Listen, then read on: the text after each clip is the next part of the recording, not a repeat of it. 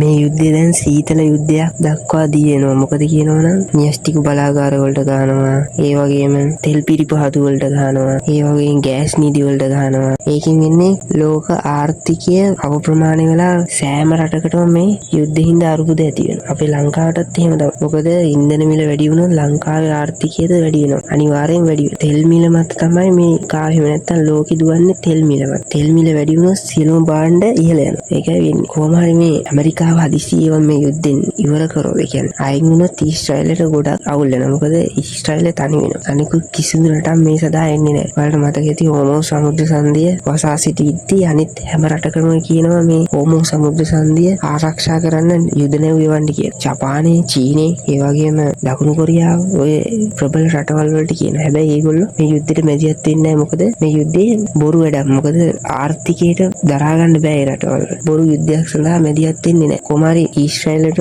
කොහොමරි ඉරානයේ සියලුම නායකයින් මරලා කොහොමරි තමන්ගේ පාලනයට ගන්න තමයි ඊශ්‍රායල බලන්නේ. ඇමරිකාව හදන්නේ මේ ඉරානය යටත් කරගන්න. මොකද ඉරානයේ තමයි පිරිසිදුම යුරේනියම් තියෙන්නේ. ඒ වගේම තෙල් පිරිපහදුවක් තියෙන්නේ. ඒක යටත් කරගන්න තමයි මේ ඇමරිකාව බලන්නේ. හැබැයි ඒක උත්සාහය හිතුවට වඩා අමාරුයි. ඔයාලට මතක ඇති නිවුස් වලට එහෙම කියනවා දකුණු කොරියාවේ නායකයා විවිධ හදා බැලීම් සිදු කරනවා. දකුණු කොරියාව කියන්නේ න්‍යෂ්ටික බලවත්. ගොල්ලොන්ගේ වැඩිම කියන්නේ බජට් එකෙන් අයවැයෙන් 70% පමණ යුදමේ කටයුතු සඳහා තමයි වියදම් වෙන්නේ. ආයුධ නිෂ්පාදනයේ න්‍යෂ්ටික ආයුධ නිෂ්පාදනයේ ඔයාලට මතක ඇති සතියෙන් සතිය වගේ ලෝකෙටම පේන්නේ යා තමන්ගේ යුද ශක්තිය පෙන්නනවා. මතක ඇති යුද නෞකා, යුද මිසයිල, ඒ වගේම යුද රැංකි වලින් ප්‍රහාර එල්ල කරනවා. එයා බලන්නේ කොහොම හරි මාවත් මේ යුද්ධෙට ගන්න කියලා. හැබැයි පොරා වොන්නම් මේ යුද්ධේ න්‍යෂ්ටික යුද්ධයක් දක්වා යනවා. මොකද කියනවනම් පොර තනිකර පිස්සා. ඇත්ත කියන්නේ ගැහුවොත් ගහනවා. කෙලින්ම න්‍යෂ්ටික ආයුධ වලින් තමයි ගහන්නේ. ඒකයි කවුරුවත් ගන්න නැත්තේ පොරව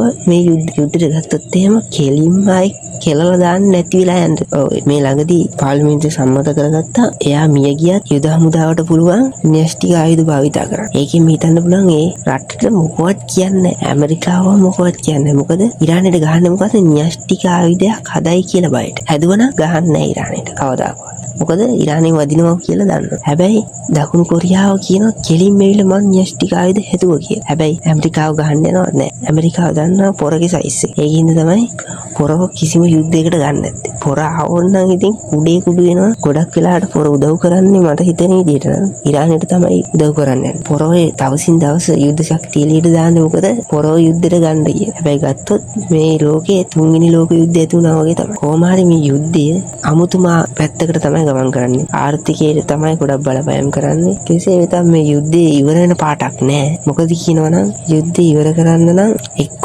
සාම කිවිසුමක්වත් ගහන්න රටවල් අතර. අවියක් ගත්තොත් අවියෙන්ම නැසෙනවා. ඒකයි මේ ලෝක ධර්මතාව. කෙසේ වෙතත් මේ යුද්ධය අවසන් වෙන්න කියලා මම පතමි මේ වීඩියෝ එකෙන්